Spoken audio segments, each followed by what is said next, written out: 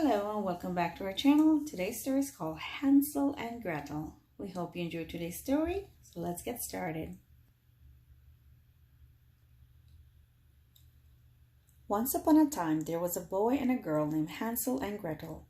They lived with their father, a poor woodcutter, in a little house beside a forest.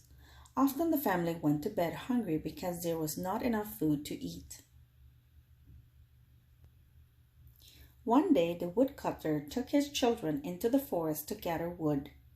Hansel and Gretel laughed and played so hard that they wandered from their father and were soon lost. Their father looked for them the rest of the day. Fortunately, Hansel had many of his favorite pebbles with him, and they had fallen to the ground one by one from the holes in his pockets. The children followed the path of shiny pebbles by moonlight back to their home. Their father was very happy to see them, but warned Hansel and Gretel to stay close to home and not to wander away.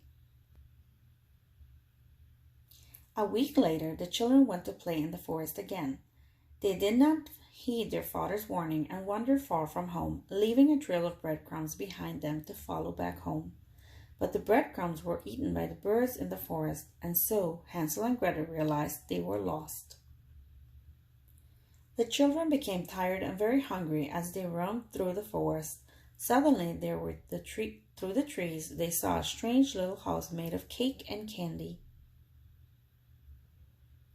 They ran to the house and began eating from it furiously. There were cake shingles and candy shutters. The windows were made of sugar. The flowers were lollipops. As they started to take a bite from the chocolate door, it opened. Out stepped an old woman with a wart on her nose. "Who's eating my house?" she said. The children were startled at first, but the old lady seemed very kind. Hansel and Gretel apologized for eating from her house. "We haven't eaten in such a long time," they said. The old lady took them in and fed them some good wholesome food. This will fatten you up," she said slyly. It wasn't long before the old lady's kindly spirit wore off. She snarled and ordered the children to work from morning till night. She had Gretel scrubbing floors and cleaning the oven. Hansel had to repair a broken table and gather heavy wood for the stove.